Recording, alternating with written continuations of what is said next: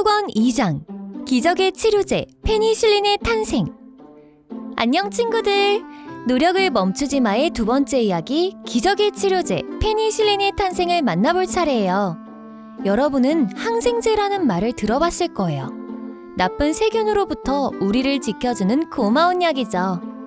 이번에는 바로 그 항생제의 원조 페니실린의 탄생 과정에 대해 알아보도록 해요.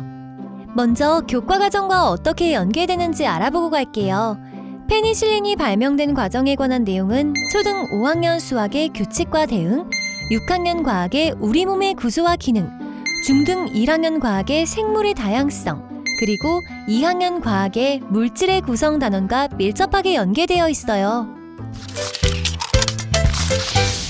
항생제는 우리 몸에 침입한 세균을 공격해서 질병을 치료하는 약이에요. 세균에 작용하는 약이기 때문에 코로나19 같은 바이러스에는 효과가 없어요. 그래서 감기나 홍역처럼 바이러스로 인한 질병에는 쓰지 않는답니다. 아하! 그러면 우리 몸에 질병을 일으키는 세균은 어떤 존재일까요?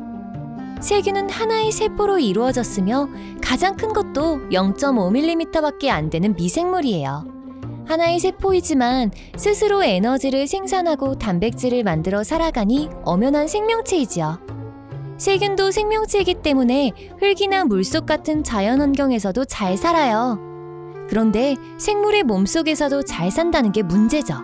결핵, 폐렴, 콜레라, 파상풍, 그리고 식중독 등이 세균 때문에 생기는 질병이에요. 한 가지 알아야 할 점은 세균이라고 다 나쁜 세균은 아니라는 것이에요. 새콤한 맛을 내는 요구르트나 김치에 들어있는 유산균은 우리 건강에 도움을 주는 좋은 균이에요. 그래서 질병을 일으키는 균을 유해균, 건강에 도움을 주는 세균을 유익균이라고 분류하기도 해요. 그렇다면 항생제는 어떻게 세균을 죽이는 걸까요? 세균의 구조에 그 답이 있어요. 세균도 하나의 세포이지만 동물의 몸을 이루는 세포와는 다른 점이 몇 가지 있어요. 그 중에도 가장 중요한 차이가 동물 세포에는 없는 세포벽이 있다는 점이지요. 항생제는 세균의 세포벽을 못쓰게 만드는 역할을 해요. 세포벽을 약하게 하거나 뚫어버리면 어떻게 될까요? 네, 세균의 몸속에 있는 물질이 쏟아져 나와 죽을 수도 있고 몸 밖으로부터 필요한 영양분을 흡수하는 일을 못해서 비실비실해질 수도 있어요. 이처럼 세균으로부터 우리를 지켜주는 항생제 중 최초의 것이 페니실린이었어요. 페니실린은 인류의 10대 발명품 중 하나에 들어요. 그토록 중요한 이유는 그 이전과 이후가 확 달라졌기 때문이에요. 페니실린이 없을 때에는 병에 걸린 환자가 스스로 낫기를 기다릴 수밖에 없었으니까요. 페니실린은 영국인 의사였던 알렉산더 플레밍에 의해 우연히 발견되었다는 사실, 책에서 보았죠? 세균으로부터 인류를 구한 페니실린이 탄생하는 드라마틱한 과정을 잠시 훑어볼까요? 1928년에 휴가를 갔다가 돌아온 플레밍은 난처한 일을 겪게 되었죠. 실험을 하던 세균 배양기의 문을 안 닫고 갔던 거예요. 배양기는 세균을 키우기 위해 온도나 습도를 맞춰주는 기구를 말해요. 그런데 열린 채 있었던 배양기 속의 세균 배양 접시에서 이상한 것을 발견했죠. 세균뿐만 아니라 곰팡이도 자라있었고 곰팡이 주변에는 세균이 없었던 거예요. 이것은 곰팡이가 세균을 죽이거나 못 자라게 했다는 증거였어요. 그 곰팡이는 푸른 곰팡이였어요. 이름에 푸른을 붙였지만 빛깔은 일정하지 않아서 청록색, 녹색, 황록색 등이 많고 드물게는 갈색도 있어요. 푸른 곰팡이를 라틴어로 페니실리움이라고 불렀는데 이 이름에서 푸른 곰팡이가 만드는 물질이란 뜻을 붙여서 페니실린이라는 이름이 탄생했어요. 이 사실을 알아차린 플레밍이 먼저 해야 할 일은 푸른 곰팡이를 키우는 것이었어요. 그런데 휴가를 떠난 사이에 스스로 자랐기 때문에 어떤 온도에서 푸른 곰팡이가 자라나는지 알 수가 없었죠. 하지만 끈질긴 실험 끝에 플레밍은 푸른 곰팡이를 키우는데 성공했어요. 하지만 아직 큰 문제가 남아있었지요. 세균을 죽이는 효과가 있다고 곰팡이를 사람 몸속에 넣을 수는 없잖아요? 페니실린을 사람에게 사용하기 위해서는 세균을 죽이는 물질을 추출하고 인체에 주사할 수 있는 형태로 만드는 정제 과정이 필요했어요. 사람에게 페니실린을 사용하고자 했던 플레밍의 희망은 시간이 흐른 후 다른 과학자들이 이어받았죠.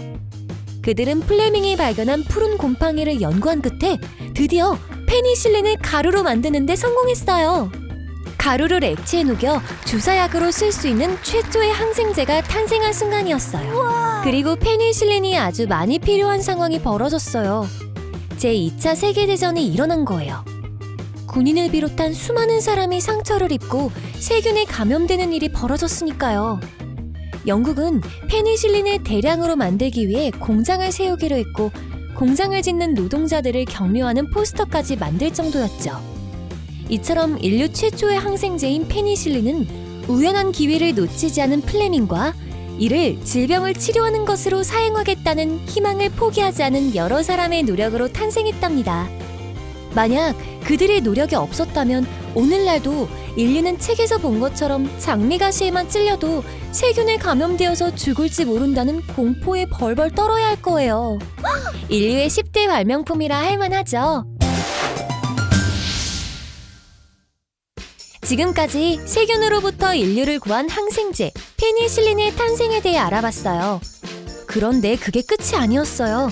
이제부터는 세균과 항생제 사이에 벌어진 밀고 당기기에 대해 알아보도록 해요. 페니실린이 탄생한 후 의학이 발달하면서 여러 가지 항생제들이 줄을 이어 만들어졌어요. 하지만 세균은 만만치 않았어요. 항생제를 이겨내고 살아남는 세균들이 나타나기 시작했거든요. 이런? 항생제를 이겨내는 세균을 슈퍼박테리아라고 해요. 박테리아는 세균을 뜻해요. 슈퍼박테리아는 인류의 커다란 숙제로 다가왔어요. 항생제에 죽지 않으니 세균에 감염되어도 치료할 수가 없어지는 거죠. 페니실린이 탄생하기 전으로 돌아간 것이나 마찬가지니까요. 정말? 이 때문에 항생제가 아닌 다른 방법을 고민하게 되었는데 그 해결 방법으로 떠오른 것이 박테리오파지예요. 이름도 독특한 박테리오파지는 무엇일까요? 친구들 놀라지 마세요. 박테리오파지는 바이러스예요. 대박! 코로나19와 같은 종류라는 말이죠. 바이러스는 단세포 생명체인 세균보다도 작고 더 단순해요.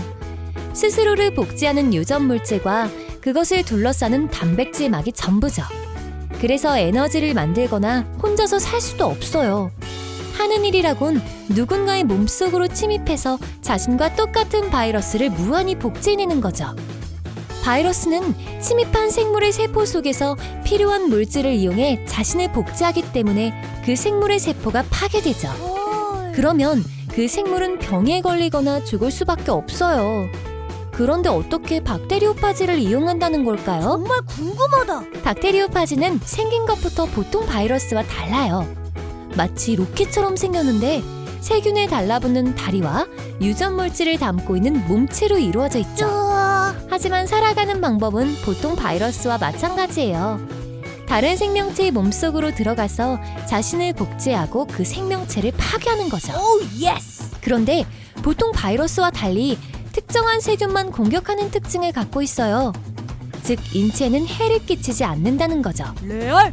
박테리오파지가 이런 특징을 갖는 이유는 자신에게 적합한 유전 정보를 가진 세균만 골라서 공격하기 때문이에요. 박테리오파지의 이런 특징을 이용하려면 죽이고자 하는 슈퍼박테리아의 유전 정보를 그들에게 주입하여 그 세균만 공격하게 하면 돼요. 대박! 인체는 아무런 해를 끼치지 않고 말이에요.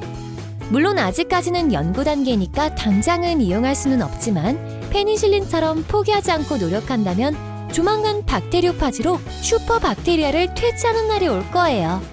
인류의 10대 발명품에 오른 페니실린에서부터 박테리오파지까지 세균과의 전쟁은 아직 끝나지 않았어요. 하지만 친구들 중에도 세균에 관심을 갖고 그들과 싸울 과학자가 반드시 나올 거라 믿어요. 끈질긴 세균으로부터 인류의 건강을 안전하게 지키는 그날까지 더욱 열심히 노력하기로 해요. 이번 영상은 여기까지예요. 그럼 다음 영상에서 더 재미있는 주제로 또 만나요. 안녕!